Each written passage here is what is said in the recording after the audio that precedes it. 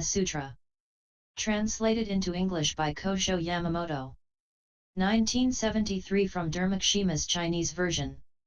Chapter 20, On Holy Actions, B. O good man! How does the Bodhisattva-mahasattva, abiding in the teaching of the Mahayana Mahaparinirvana, meditate on the cause of suffering? O good man! The Bodhisattva-mahasattva understands that the cause of suffering is grounded in the causal relations of the skandhas. We speak of the cause of suffering. This corresponds to a love of what exists. There are two loves: desires, cravings.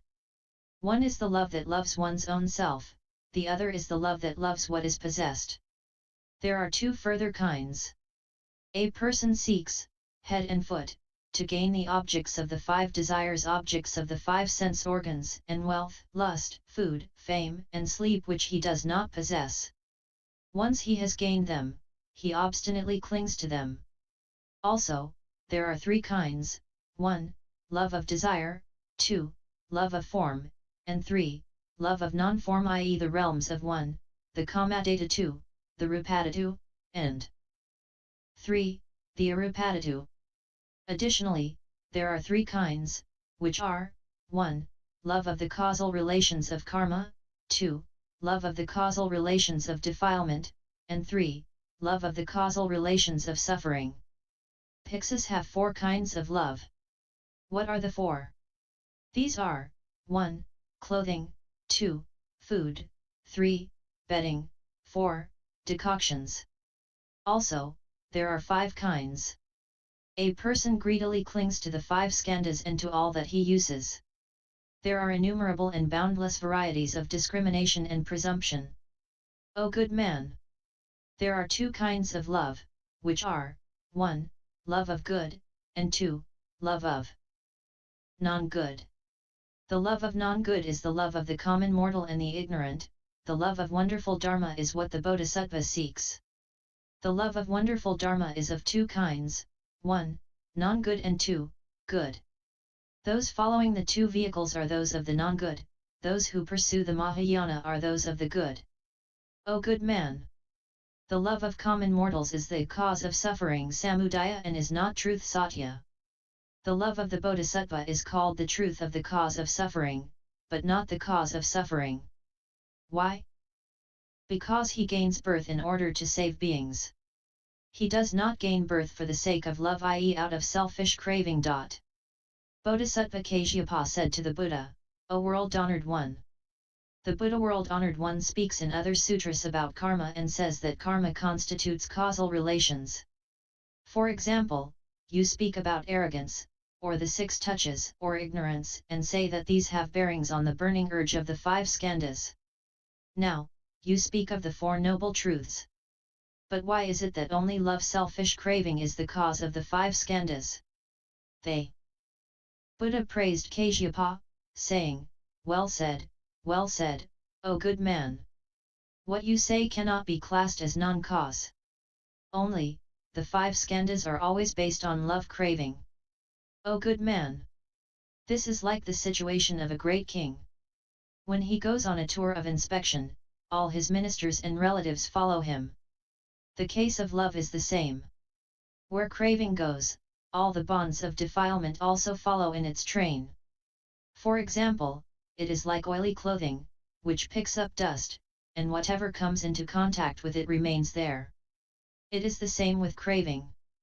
As craving increases, there come about karmic bonds, bandhana, the bonds of defilement. Also, next, O good man! For example, it is as in the case of wet ground, where a bud can easily come out. The same with craving. It easily calls forth the bud of the defilement of karma. O good man! As the Bodhisattva-mahasattva, abiding in the teaching of this Mahayana Mahaparinirvana, meditates deeply on this craving, he sees there are 9 kinds, which are: 1. Craving like an unpaid debt, 2. Like a female Rakshasa flesh-eating demon, 3. Like a beautiful flower in which nests a viper, 4. Hateful gluttony, which is harmful and which one, by force, means to have, insists on having, 5. like a lustful woman, 6. Like the Marika Malika seed, 7. Like the stubborn flesh of a boil, 8. Like a storm, and 9. Like a comet. Why do we say that craving is like an unpaid debt? O good man! For example, it is as in the case of a poor woman who has borrowed money from others and has to pay back the debt. She wishes to pay the money back, but cannot. She gets sent to prison and cannot get free. The same is the case with Sravakas and Pratyekabuddhas. As there is a remaining taint of craving, they cannot attain unsurpassed enlightenment. O good man! This is why we say that it is like an outstanding debt. 178. Why do we say that craving is like a Rakshasa woman? O good man! As an example, there is a man who gains a Rakshasa woman as his wife. The Rakshasa woman gives birth to a child. But after it is born, she devours it. Having devoured it, she also devours her own husband. O good man! The Rakshasa woman of craving is also like this. All beings gain good children. But as they are born, they get devoured. When the good child is eaten, craving eats beings and gives them life in the realms of hell, animals, and hungry ghosts. The Bodhisattva alone is an exception. That is why we say as in the case of a Rakshasa woman. O good man! Why do we say that a viper lives in a beautiful flower? For example, a man, by nature, loves beautiful flowers. He does not notice a worrying viper anywhere about. He steps forth, catches hold of the flower, gets bitten by the viper and dies. The same is the case with all common mortals. They devour the flowers of the 5 desires. This craving, not seeing the viper within craving, takes hold of them. Bitten by the viper of craving, they die and get reborn in the unfortunate realms. It is otherwise with the Bodhisattva. That is why we say that it is as in the case of a beautiful flower in which a viper lives. O good man! Why do we say that, perforce, we partake of what is not helpful? For example, there is a man here who partakes of what is of no help. Having partaken, he gets a pain in his stomach, suffers from loose bowels, diarrhea, and dies. The same with the food of craving. All the beings of the 5 realms cling to gluttony. As a result, they get reborn in the 3 evil realms, except for the Bodhisattva. This is why we speak of eating what is not helpful. O good man! How is it that things go as with a lustful woman? For example, an ignorant person befriends a lustful woman, who skillfully feigns and flatters and shows familiarity, and takes away all that person's money and wealth. When these have all gone, the woman abandons the man. So do things go with the lustful woman of craving. The dull and those who have no wisdom befriend such. This woman of craving deprives one of everything good. When the good comes to an end, craving drives one away into the 3 evil realms, excepting the Bodhisattva. This is why we say that things go as with a lustful woman. O good man! Why is craving like a Marica wisteria seed? For example, a bird may peck at it and it may fall to the ground, beside droppings, or it may be carried by the wind to beneath a tree, where it grows and winds itself around a Nyagratha, so that the tree cannot grow and finally dies. The same with the Marica seed of craving. It winds itself around the good done by common mortals and finally causes it to die away. The good having died, the common mortal ends up in the 3 unfortunate realms, except for the Bodhisattva. This is why we say that things obtain as in the case of the Marica. O good man! How is craving like the stubborn flesh of a boil? When a boil exists for a long time, stubborn flesh comes about. The person patiently tries to cure it and the thought of it never leaves his mind. If the person does allow it to leave his mind, the stubborn flesh increases and worms come about. As a result, the man dies.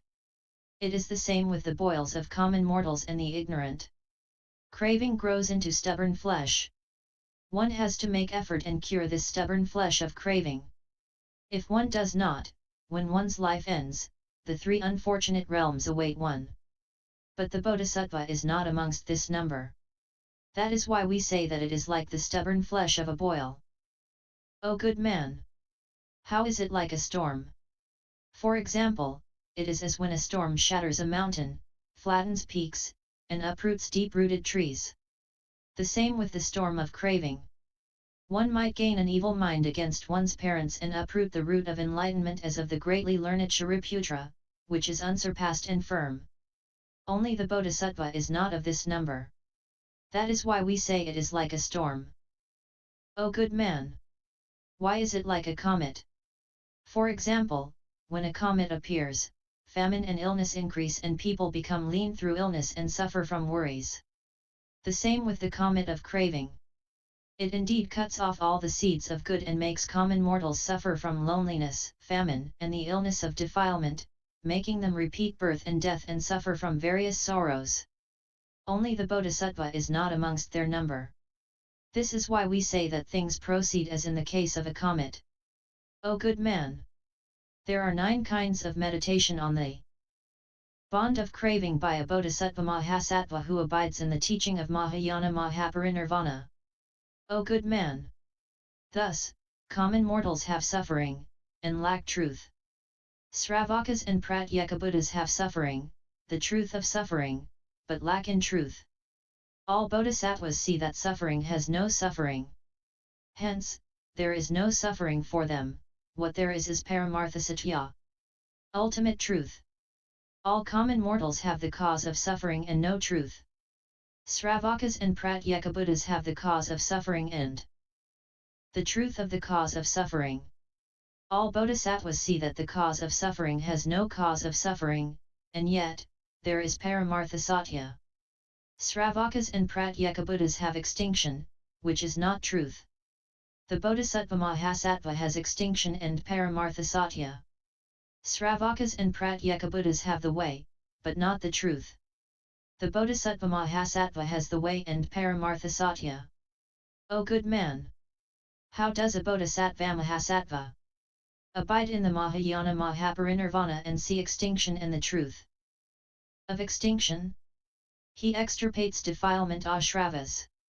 If defilement is cut out, this is called the eternal. When the flame of defilement is extinguished, what there is silence and extinction. When defilement is annulled, bliss arises. All Buddhas and Bodhisattvas seek causal relations. So we say pure. And again, there arise the existences. Hence, we say supramundane. Being supramundane, we say self.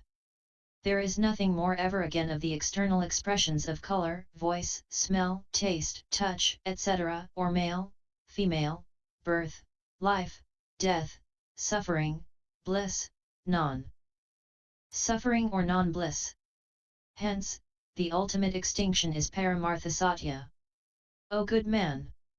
The Bodhisattva thus abides in the Mahaparinirvana of Mahayana, and meditates on the noble truth of extinction.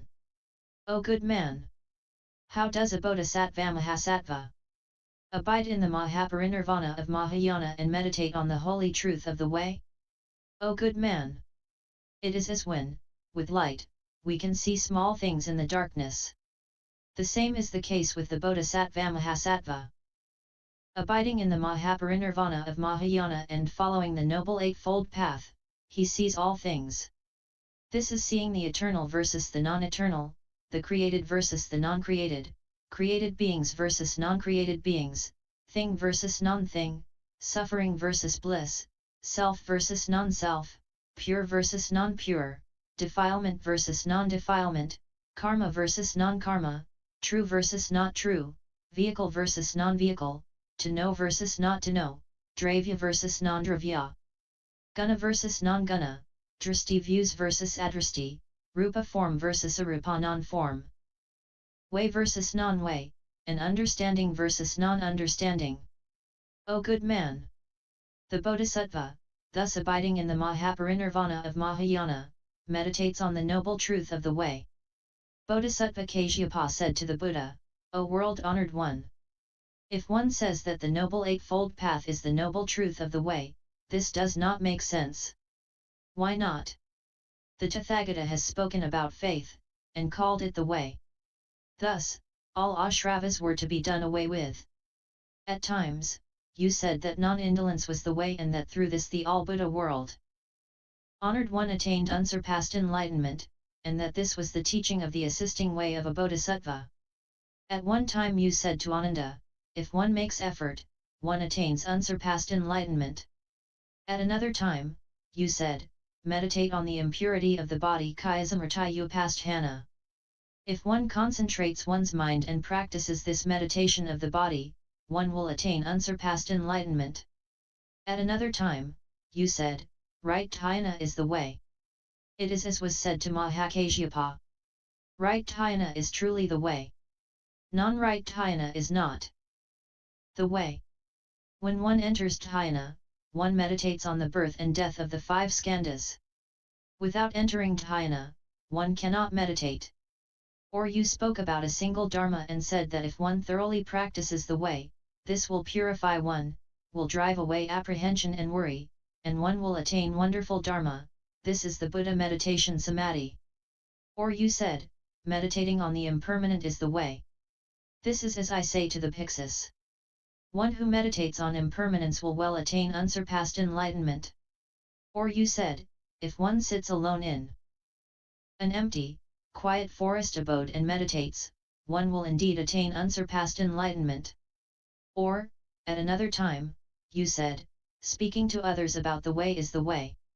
Having heard Dharma, doubt disappears. If doubt disappears, one will attain unsurpassed enlightenment. Or, at another time, you said, upholding the precepts is the way. This is as was told to Ananda. If one faithfully upholds the precepts, one crosses the sea of great suffering of birth and death. Or, at another time, you said, coming into close proximity to a good friend and knowledgeable, helpful follower of the way is the way. This is as I said to Ananda. A person who associates with a good friend of the way will be perfect in the pure precepts. Anyone who comes near to me will attain unsurpassed enlightenment. At another time, you said, practice is the way. By practicing compassion, one extirpates defilement and attains the immovable state. At another time, you said, wisdom is the way. This is as was said, in days gone by me the Buddha, to Bhiksu Prajapati. As in the case of the nuns and Sravakas, the sword of wisdom well extirpates all leakable defilement ashravas. At another time, the Tathagata said, dana giving is the way. This is as the Buddha said in days past to Prasenajit, O great king. In days gone by I performed dana. Because of this, I have now attained unsurpassed enlightenment. O world-honored one! If the Noble Eightfold Path is the way, then what all such sutras say must be wrong. Is it not so? If all such sutras are not wrong, why do they not state that the Noble Eightfold Path is the noble truth of the way? If it is the case that you did not say so, why do such misgivings arise? But I definitely know that the all-Buddha Tathagata is long since far removed from misgivings. Then the Buddha praised Bodhisattva Kasyapa and said, well said, O good man! You now desire to dig into the secret of the all-wonderful sutras of Mahayana that are of the Bodhisattva. That is why you put this question. O good man! All that is said in those sutras is the truths of the way. O good man! As I have already stated, if one believes in the way, such a way of faith is the root of faith. This assists the way of enlightenment. Therefore, there cannot be any misstatements. O good man! The Tathagata is versed in all sorts of expedients, and desires to save beings. That is why he thus speaks variously. O good man! A good doctor, for example, knows all the causes of the maladies of all beings, and according to the nature of the illness does he mix his medicines. But water is the only instance thing which is not prohibited. Or he might use ginger water, licorice water, water which is somewhat pungent, black rock candy water, Amalika water, Nepala Himalayan water, Pathala water, cold water or hot water, grape juice, or pomegranate juice. O good man!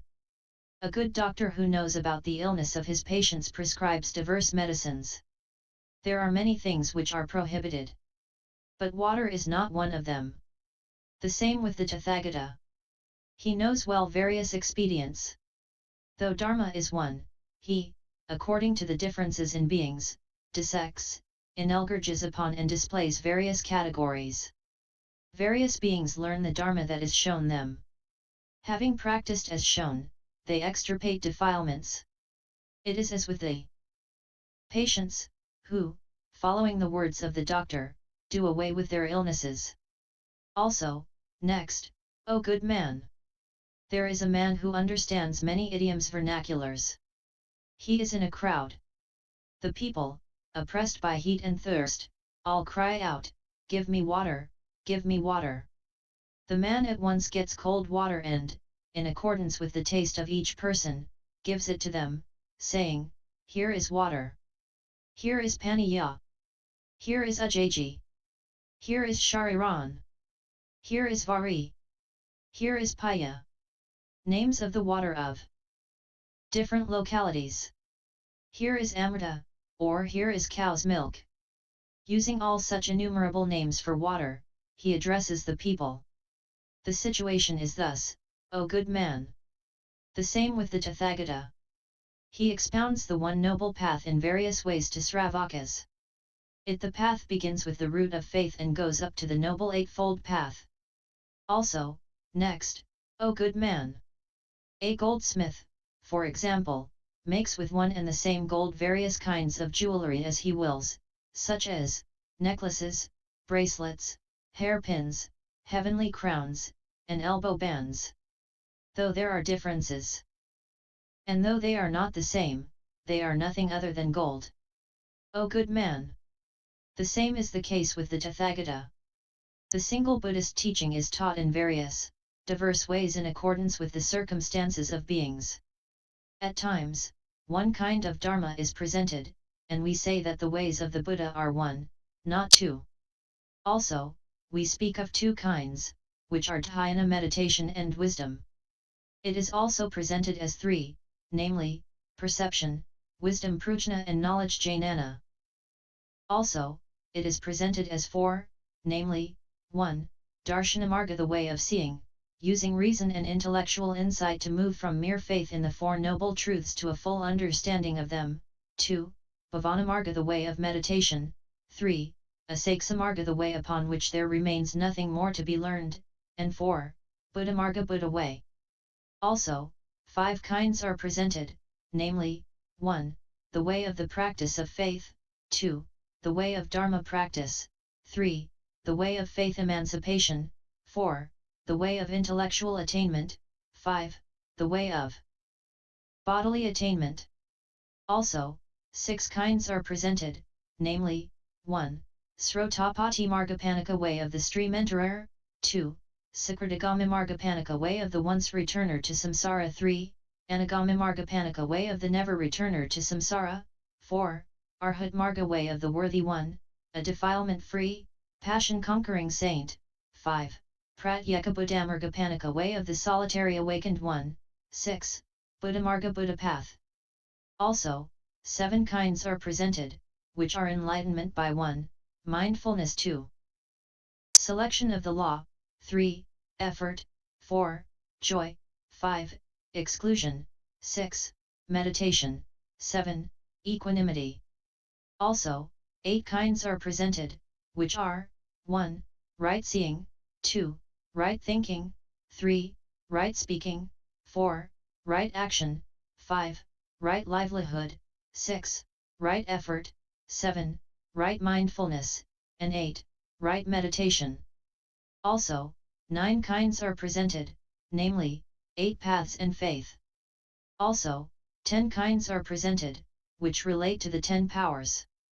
Also, 11 kinds are presented, namely, the 10 powers and great compassion. Also, 12 kinds are presented, which are, the 10 powers, great loving kindness and great compassion. Also, 13 kinds are presented, namely, the 10 powers, great loving kindness, great compassion, and the Buddha meditation samadhi. Also, there are 16 kinds, namely, the 10 powers and great loving kindness, great compassion, the Buddha meditation samadhi, and the 3 right mindfulnesses attained by the Buddha. Also, 20 ways are indicated, namely, the 10 powers, the 4 fearlessnesses, great loving kindness, great compassion, the Buddha meditation samadhi, and the 3 mindfulnesses. O good man! This way is one in body. They, Tathagata, in days past, expounded the Dharma in various ways for the sake of beings. Also, next, O good man! It is, for example, just as several names are given to a single fire because of the nature of the things burnt, such as, wood fire, grass fire, rice bran fire, wheat chaff fire, cow and horse dung fire. It is the same with the Buddha's teaching. It is one, not two. For the sake of beings, we speak in diverse ways. Also, next, O good man! One basic cognition, for example, is spoken of in 6 separate ways. When something is seen by the eye, we speak of eye consciousness. This applies to all the senses down to mind consciousness. O good man! The same is the case with the way too. To teach beings, the Tathagata discriminates, differentiates, distinguishes different aspects and speaks variously. Also, next, O good man! For example, a thing seen with the eye is called color, what is heard with the ear is called sound, what the nose smells is called smell, what the tongue tastes is called taste, and what the body feels is called touch. O good man! The same is the case with what applies to the way. It is one, not two. The Tathagata, in order to guide beings, presents things in various ways. That is why the Noble Eightfold Path is called the Noble Truth of the Way. O good man! The 4 Noble Truths are presented by the All-Buddha World-Honored One in steps. As a result, innumerable beings cross the sea of birth and death. Kashyapa said to the Buddha, O World-Honored One! Once the Buddha was on the banks of the Ganges, in the forest of Simsapavana. At that time, the Tathagata picked up a small tree branch with some leaves on it and said to the Bhiksus, Are the leaves that I hold in my hand many, or are all the leaves of the grass plants and trees of all grounds forests many? All the Bhiksus said, O world-honored one! The leaves of the grass and tress of all grounds are many and cannot be counted. What the Tathagata holds in his hand is small in number and not worth mentioning. O all you Bhiksus! The things that I have come to know are like the leaves of the grass and trees of the great earth, what I impart to all beings is like the leaves in my hand. The world-honored one then said, The innumerable things that are known by the Tathagata must be my own if they i.e. those things but enter into the 4 Noble Truths i.e. if they are comprised within the 4 Noble Truths. If not, there would have to be 5 truths. The Buddha praised Kashyapa, well said, O good man! What you have now asked will greatly benefit innumerable beings and give peace. O good man! All such things are contained in the 4 Noble Truths. Bodhisattva Kashyapa said to the Buddha, If all such things are in the 4 truths, why do you say that they have not yet been spoken about? The Buddha said, O good man! Though they are within the 4 truths, we do not say that they have been spoken about. Why not? O good man! There are 2 kinds of wisdom relating to knowledge of the Noble Truths. One is of middle grade, and the other is of superior grade. What is of the middle grade of wisdom is that of Sravakas and Pratyeka Buddhas, what is of the superior grade is that of Buddhas and Bodhisattvas. O good man! A person sees that all the skandhas are suffering. To know this is middle grade wisdom. There are innumerable ways of knowing all the skandhas. All are suffering. This is not what can be known by Sravakas and Pratyeka Buddhas. This is superior knowing. O good man! All such things are not stated in the sutras. O good man! Cognition through the spheres Dvadasayatanani, the sense fields is the gate. This, too, is suffering. This we know. This is middle grade wisdom. There are innumerable ways of knowing cognition through the spheres. All are suffering. This is not what can be known by Sravakas and Pratyekabuddhas. This is superior grade wisdom. I did not make statements on this in the sutras. O good man! All realms are parts. They are also nature and are suffering too. This we know. This is middle grade wisdom. These have innumerable aspects when dissected analyzed. All are suffering. This cannot be known by Sravakas and Pratyekabuddhas. This is superior grade wisdom. Nothing of this is stated in the sutras. O good man! To see recognize the destructible aspect of matter rupa is middle grade wisdom. There are innumerable aspects of destructibility, when we look into any form of matter. They are all suffering. This is not what is known by Sravakas and Pratyekabuddhas. This is superior grade wisdom. O good man! All such things have not been stated in the sutras. O good man! Feeling Vedana is an aspect of awakening. This is middle grade wisdom. There are innumerable aspects of awakening when we dissect feelings.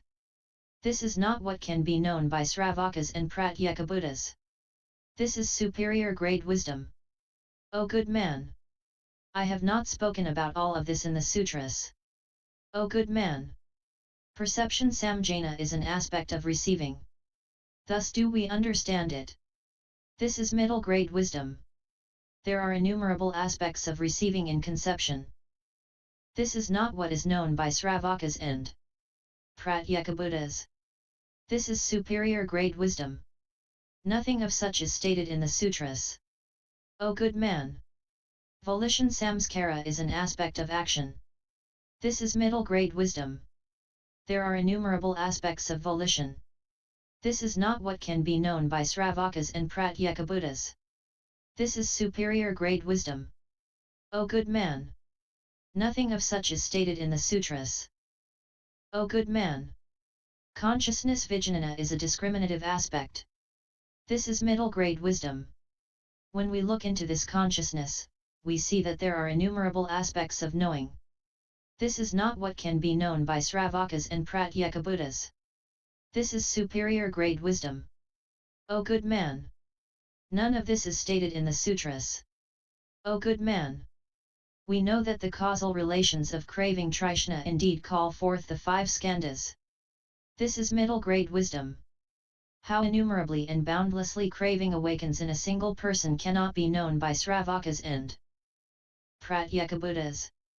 What thoroughly knows all the aspects of craving of all beings is superior grade wisdom.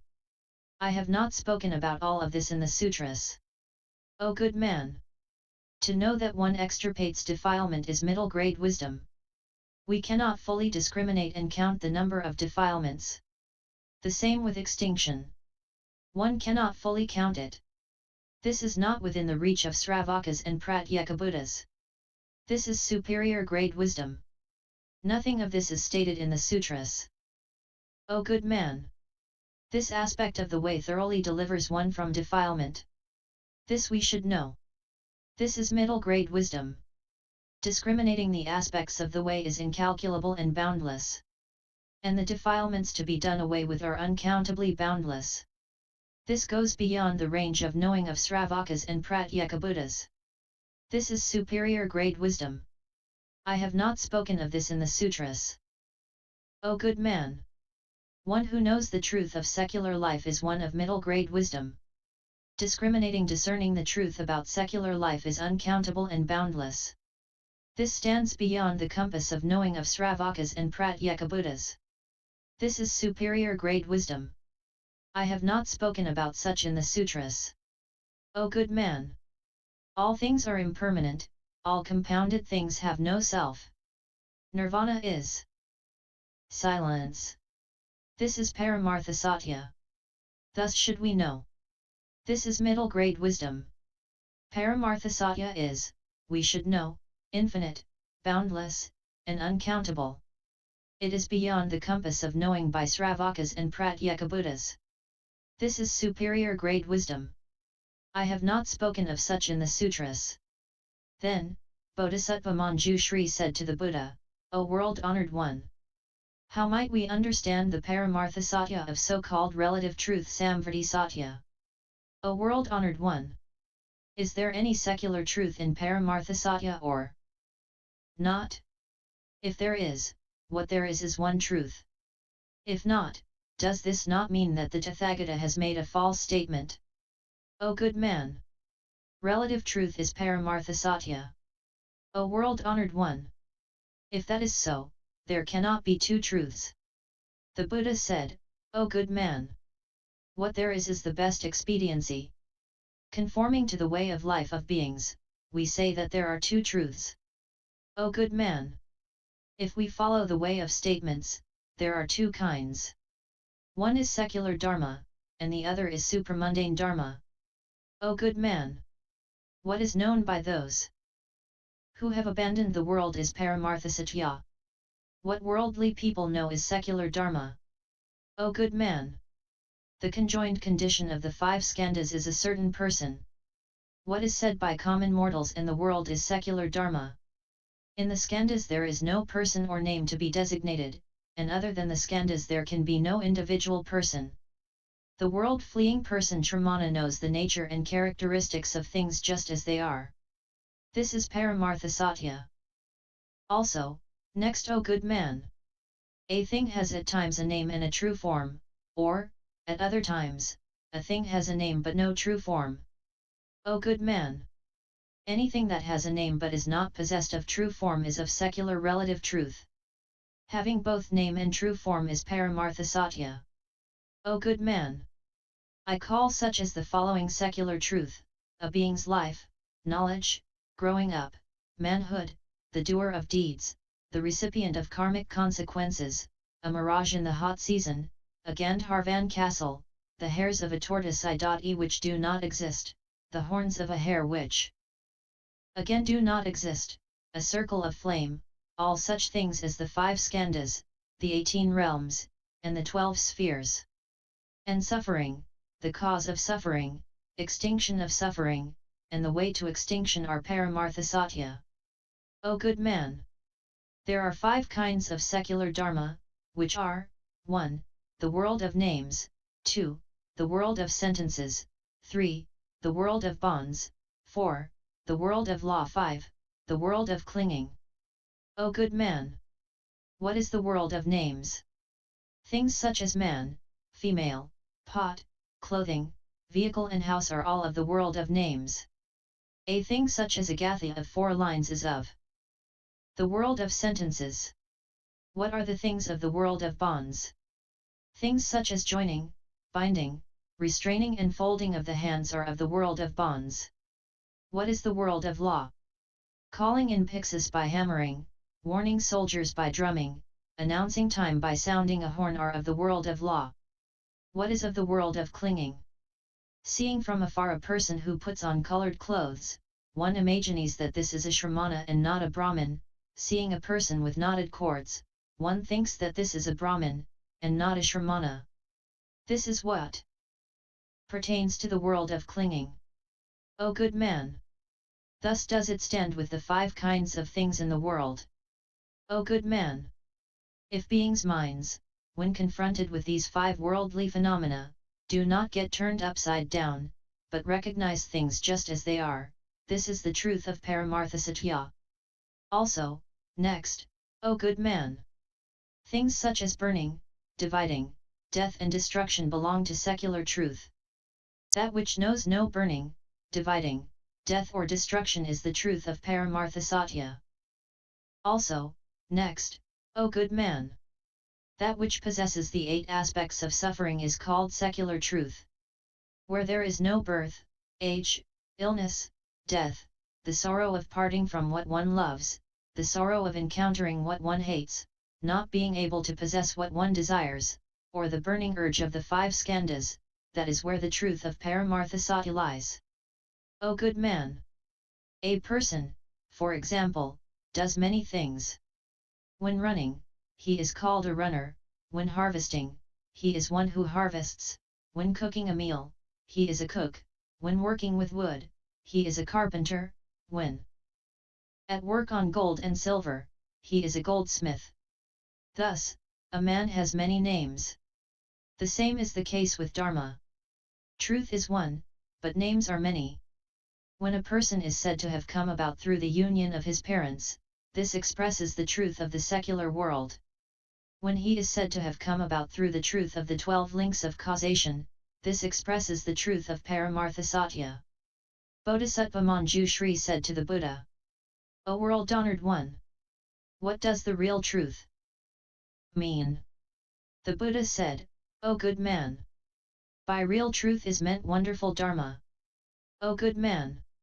If a thing is not true, we do not say real truth. O good man! There is nothing inverted in the real truth. When there is nothing inverted, we speak of real truth. O good man! There is no falsehood in the real truth. If falsehood resides there, we do not speak of real truth. O good man! The real truth is Mahayana. If not Mahayana, we do not say real truth. The real truth is what the Buddha says and is not what Mara says. If of Mara and not of the Buddha, we do not say real truth. O good man! The real truth is a pure, single path, and not two paths. O good man! That which is eternal, bliss, self, and pure is the real truth. Manjushri said to the Buddha, "O world-honored one! If what is true is the real truth, wonderful Dharma is the Tathagata, the void, and the Buddha nature. This means that there cannot be any difference between the Tathagata, the void, and the Buddha nature." The Buddha said to Manjushri, "There are suffering, truth, and the real, there are the cause of suffering, truth, and the real, there are the way, the truth, and the real. O good man! The Tathagata is no suffering, no truth, but the real. O Manjushri! Suffering is an aspect of the non-eternal. It is an aspect of segregation that which is subject to dissolution. This is the real truth. The nature of the Tathagata is non-suffering. Not the non-eternal, nor any aspect of segregation. That is why we say real. The same is the case with the void and the Buddha nature. Also, next. O good man! So-called causation arises from the union of the 5 skandhas. Also, we call it suffering, or the non-eternal. This is a case that can be segregated. This is the real truth. O good man! The Tathagata is no cause of suffering, no cause of the skandhas, no aspect that can be segregated. So this is the real. So, too, with the void and the Buddha nature. O good man! So-called extinction is the extinction of defilement. Also, it is the eternal and the non-eternal. What the 2 vehicles gain is the non-eternal. What all Buddhas attain is the eternal. Also, it is the attainment of Dharma. This is the real truth. O good man! The nature of the Tathagata is non-extinction, which thoroughly extirpates defilement. It is not eternal and not non-eternal.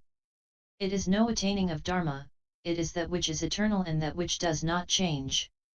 For this reason, it is the real. The void and the Buddha nature are also the same. O good man! The way thoroughly cuts away defilement. It, too, is the eternal, the non-eternal, and the law that can be practiced. This is the real truth. It is not the case that the Tathagata is the way and he cuts away defilement. He is not eternal and not non-eternal. He is no law that can be practiced. He is eternal and unchanging. Hence, he is the truth. The same with the void and the Buddha nature. O good man! The truth is the Tathagata. The Tathagata is the true is the void is the true is the Buddha nature is the true. O Manjushri! There is suffering, the cause of suffering, the end of suffering, and the opposite of suffering. The Tathagata is not suffering and no opposite. That is why he is the real and no truth. The same with the void and the Buddha nature. Suffering is what is created, what leaks, i.e. what is characterized by the ashravas, and what has no bliss. The Tathagata is not what is created or what leaks, he is full and peaceful. This is the real and not the true. Manjushri said to the Buddha, O world-honored one! You the Buddha say, what is not upside down is the real truth. If that is so, could there be the four inversions in the four truths?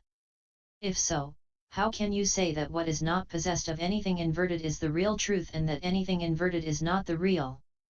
The Buddha said to Manjushri, anything that is inverted is the truth of suffering. All beings have inversions, distortions of truth in their minds. So they are upside down. The case is thus. O good man!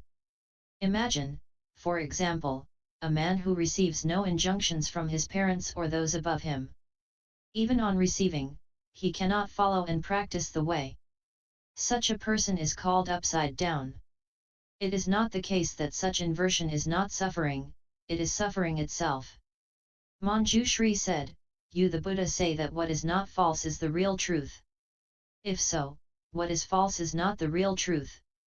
The Buddha said, O good man! All falsehood falls into the category of the truth of suffering. Any being who cheats others falls into the realms of hell, animals, and hungry pretas. It is thus. Such dharmas are what is false. Such falsehood is nothing other than what is suffering. It is suffering. Sravakas, Pratyekabuddhas, and the all-Buddha world-honored one keep away from such and do not do such. Hence, false. As such falsehood is what all Buddhas and the two vehicles do away with, this is the real truth. Manjushri said, you, the Buddha, say that Mahayana is the real truth. From this we can know that what Sravakas and Pratyekabuddhas say must be the non-real. The Buddha said, O Manjushri! Those two are the real and the non-real. If Sravakas and Pratyekabuddhas cut away all defilement, they are the real. Things which are non-eternal and non-abiding are the things of change. So, they are the non-real. Manjushri said, if what the Buddha says is, as he says, the real, we can know that what Mara says must be the non-real. O world-honored one! Do we take in what Mara says as the noble truths as what Mara says part of the noble truths?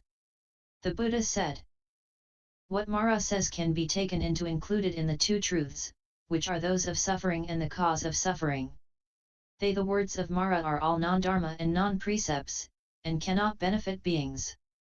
If Mara should talk the whole day, there could be no seeing off of suffering and the cause of suffering, no attaining of extinction or the practicing of the way. They the words of Mara are false. What is false is what Mara says. Manjushri said, the Buddha said that the single path is what is pure and that there cannot be two. All Tirthakas also say that they have a single path and that there are not two. If the single path is the real truth, what difference is there here from what the Tirthakas say? If there is no difference, there cannot be a single path that is pure. The Buddha said, O good man! The Tirthakas all have the two truths of suffering and the cause of suffering. They do not have the truths of extinction and the way. They think of extinction where there is no extinction, they think of the way where there is no way, they think of result where there is no result, they think of cause where there is no cause.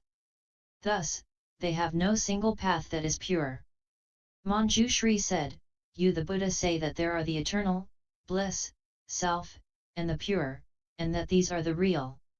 If so, all Tirthakas, too, must have real truths.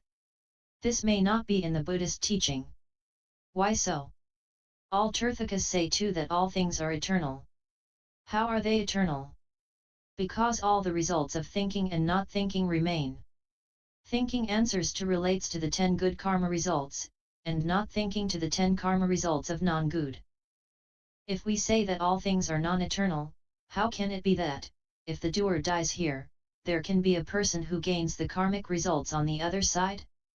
For this reason, we may well say that all created things are eternal. The circumstantial factors of killing are always eternal. O world-honored one! If we say that all things are non-eternal, the killer and what can be killed must both be non-eternal. If they are non-eternal, who receives retribution in hell? If there surely is retribution in hell, know that all things cannot be non-eternal. O world-honored one! To be mindful and exclusively to think are also eternal. We think up to 10 years or up to years, and yet we do not forget. Hence, eternal. If non-eternal, who remembers or thinks of what one has seen? Because of this, all things are not non-eternal. O world-honored one! All remembrances, too, are eternal. We see the hands, feet, face, and nape of a person for the first time. Later, we see that person again and recognize him. If non-eternal, the original form would have to die out. O world-honored one! We study something for a long time, from the first year up to the third year, and to the fifth year, and we come to see things well. So, we have to say that things are eternal. O world-honored one! In arithmetic, we proceed from 1 to 2, from 2 to 3, and to 100, and to 1000. If non-eternal, the one that a person has first learned would have to first die out. Once one has gone, how can a person proceed to 2? Thus, 1 is always 1, there cannot be any 2. As 1 does not die out, it can be 2, 100, or 1000. Therefore, it is eternal. O world-honored one! In reciting, one recites 1 agama scripture, and goes to 2 agamas, and 3 and 4 agamas. If non-eternal, recitation cannot proceed up to 4 agamas. By reason of the augmentation that applies to recitation, we can say eternal. O world-honored one! A pot, clothes, and a vehicle are like debt. What the great earth displays mountains, rivers, forests, trees, plants, leaves, and the curings of beings, is all eternal. The same is the case here. O world-honored one! All Tirthakas say the same. All things are eternal. If eternal, these must be real truths. O world-honored one! All Tirthakas say, there is bliss. How so? Because one who has received has gained a return to his thinking. O world-honored one! One who receives bliss unfailingly gains this, such as so-called great Brahma, Mahesvara, Sakrodevanamindra, Vishnu, and all humans and devas. Because of this, there must surely be bliss. O world-honored one! All Tirthakas say, there is bliss. Beings indeed call forth the desire to have. Likewise, a person who is hungry seeks food, a person who is thirsty looks for something to drink, a person who feels cold seeks warmth, a person who feels hot seeks coolness, a person who is tired seeks rest, a person who is sick seeks a cure, a person who is sensual seeks lust. If there were no bliss, who would seek thus? From what is sought, we see that there is bliss. O world-honored one! There are Tirthakas who say, Dana generous giving calls forth bliss. People like to give the following to Shramanas, Brahmins, the poor and the unfortunate: clothes, drink, bedding, medicines, elephants, horses, vehicles, such incense as powdered or smearing incense, all kinds of flowers, houses, shelter for the night, and lamps. They give various things. This is done to gain recompense in kind regarding what a person desires to have in days to come. For this reason, there assuredly arises happiness. This we should know. O world-honored one! Many Tirthakas also say, through causal relations there surely is bliss. This we should know. As there are causal relations with a person who feels bliss, we say touch of bliss. If no bliss is felt, how can such be done? The hare has no horns, so there cannot be any causal relations generating horns. There is bliss, because there is a cause for it thus to arise. O world-honored one! Many Tirthakas say, know that there are the grades of top, middle, and low, by which one gets blessed. One who gets the lowest grade of bliss is Sakrodevanamindra, one who gets blessed with middle grade bliss is Great Brahma, one who gets blessed with top grade bliss is Mahesvara. That there are such grades of top, middle, and low tells us that there is bliss. O world-honored one! Many Tirthakas say, there is purity. Why so? If there were no purity, no desire for it could come about. If the desire comes about, this indicates that there is purity.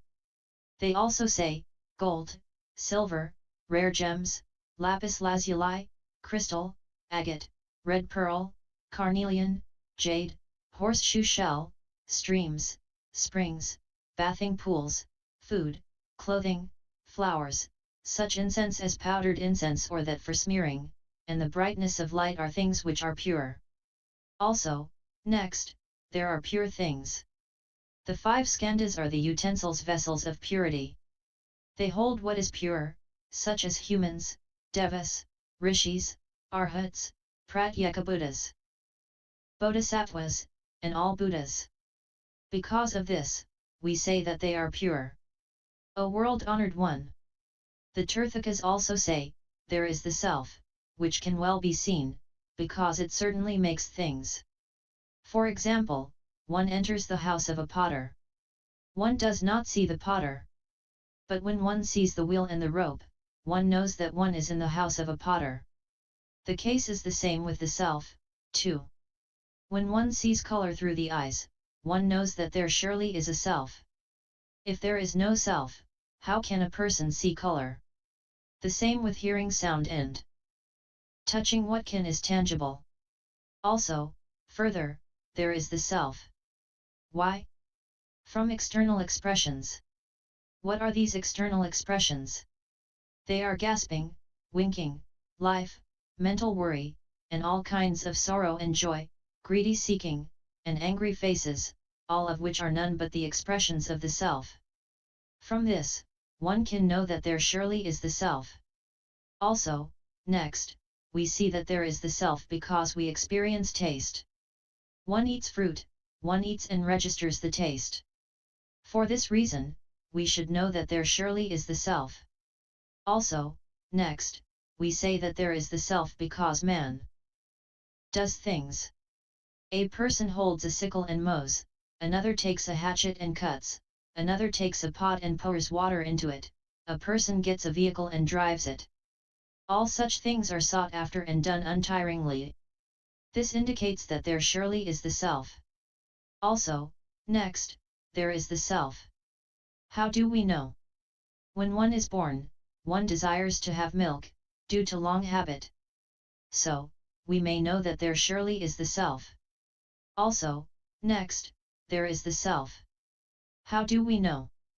Because one mixes with others, gets harmonized, joins together, and gives benefit. For example, if pot, clothing, vehicle, field, house, mountain, forest, tree, elephant, horse, cow, sheep, and others get harmonized, there is surely profit. The same is the case with the 5 skandhas of these. When there is the harmony of the eye, etc., there is the beautiful. Hence, one should know that there surely is the self. Because there is hindering obstruction. As there is a thing that hinders, there can be hindering. If there is nothing, there cannot be any hindering. From hindrance, we see that there surely is the self. Because of this, we see that there surely is the self. Also, next, we say that there is the self.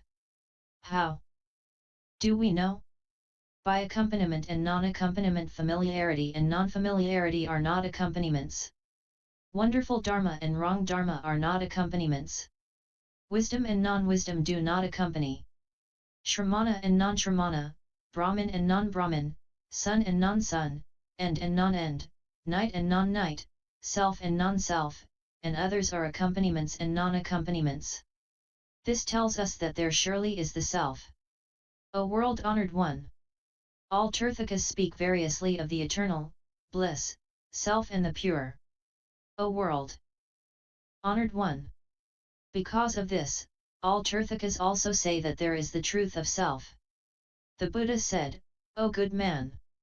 If there are Shramanas and Brahmins who say that there are the eternal, bliss, self, and the pure, they are no Shramanas and Brahmins.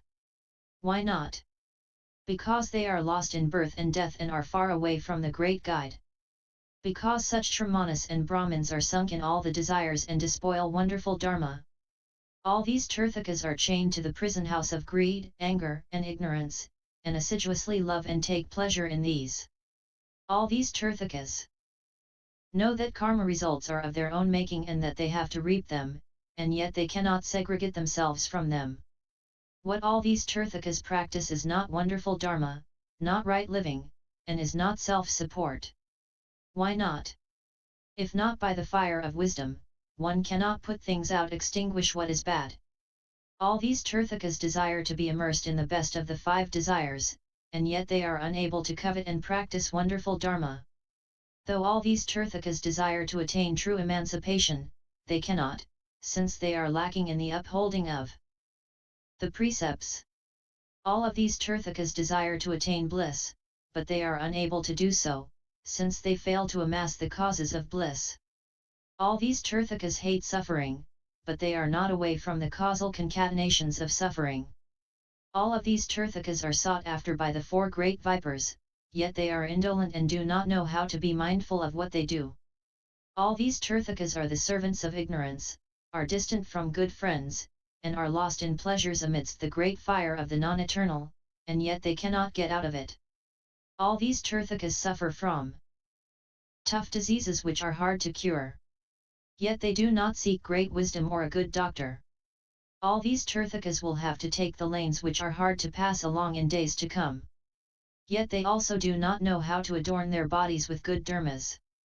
All these Tirthakas are poisoned by lust and suffering, and yet they uphold the frosty poison of the 5 desires. All these Tirthakas burn with anger, and yet they associate with evil friends. All these Tirthakas are overspread by ignorance and yet they pursue evil dharmas. All these Tirthakas are lured by defilement, and yet they entertain familiar thoughts. All these Tirthakas sow bitter seeds, and yet they seek to harvest sweet fruit. All these Tirthakas have already shut themselves up in the dark room of defilement and have parted from the light of great wisdom. All these Tirthakas suffer from the thirst of defilement, and yet they repeatedly drink the brackish water of all desires. All these Tirthakas are floundering in the boundless waters of the great river of birth and death, and yet they are far away from the best master mariner. All these Tirthakas are suffering from the inversions, and they say that all things are eternal. There can be no such saying as that all things are eternal. O good man! I view all things as non-eternal. How do I know? Because of their causal relations. If anything arises out of causality, I see it as non-eternal. With all these Tirthakas, a thing is always what has come out of something else. O good man! Buddha nature is birthlessness and deathlessness, it is not going, not coming. It is not past, not future, and not present. It is not something that arises out of a cause, it is not the making of any cause. It is not something made, it is not a maker. It is not any outer form, nor is it not any form, it is not something with a name, nor is it something with no name, it is no name and no matter. It is not long, not short. It is not something that has come out arisen in the 5 skandhas, the realms, and the spheres. Hence, we say eternal. O good man! The Buddha nature is the Tathagata is Dharma, and Dharma is the eternal. O good man! Eternal is the Tathagata is the Sangha, and the Sangha is eternal. With Tirthakas, there is nothing that does not arise from a cause. O good man! All these Tirthakas do not see the Buddha nature, the Tathagata and Dharma. Thus what the Tirthakas say is all false, there is no truth in it. All common mortals first see all such things as pots, clothing, vehicles, houses, castles, rivers, forests, men, women, elephants, horses, cows and sheep, and they see that they seem to stay the same and say that they are eternal.